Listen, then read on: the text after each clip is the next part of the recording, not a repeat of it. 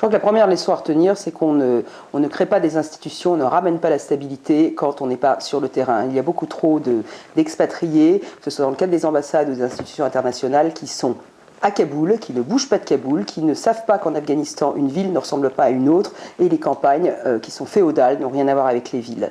L'autre expérience de terrain, c'est qu'il faut être avant tout à l'écoute des Afghans, et surtout des Afghans qui sont un peuple qui n'a jamais été colonisé et qui veut garder l'initiative. Donc c'est savoir toujours promouvoir les Afghans et travailler réellement de concert avec eux.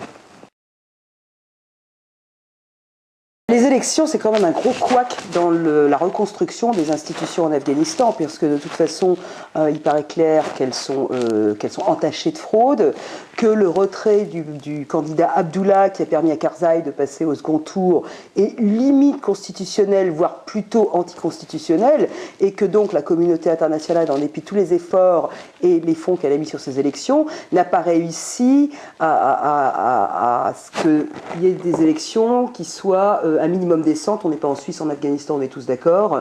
Mais enfin, malgré tout, je crois que les fraudes sont énormes et leur gouvernement est extrêmement décrédibilisé, les Nations Unies aussi. Quant au retour des talibans, ils ne sont pas vraiment revenus. Ils sont revenus en 2006 après s'être réorganisés. Et puis depuis, c'est un grignotage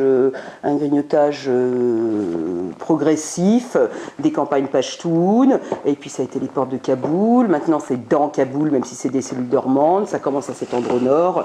C'est pas un retour des talibans. C'est une continuation de leur montée en puissance.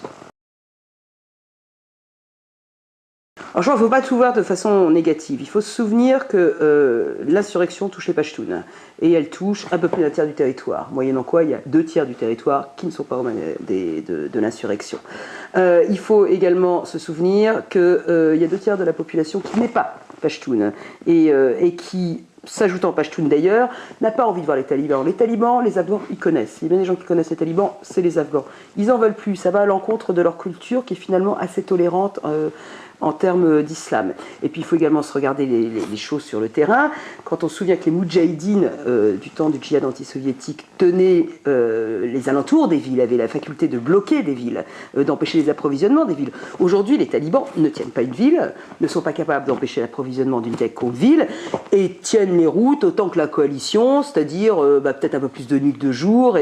Donc malgré tout, ils ne sont pas imbattables. Je ne sais pas si on peut parler de victoire, mais en tout cas, ils n'ont pas gagné. Et puis, dans le contexte régional, il y a quand même des points positifs, et je pense particulièrement au Pakistan. Alors, ça reste à voir à l'heure où on parle si ça va continuer à se développer, mais il semblerait qu'effectivement, les Pakistanais sembleraient avoir découvert que leur problème en termes de sécurité nationale n'est peut-être pas autant l'Inde que les talibans qui étaient à Swat au mois de mai, et que finalement, cette espèce de monstre qu'ils ont créé, il est peut-être temps d'envisager de le dompter un tant soit peu. Donc tout ça sont des frémissements, mais je pense que c'est des points positifs.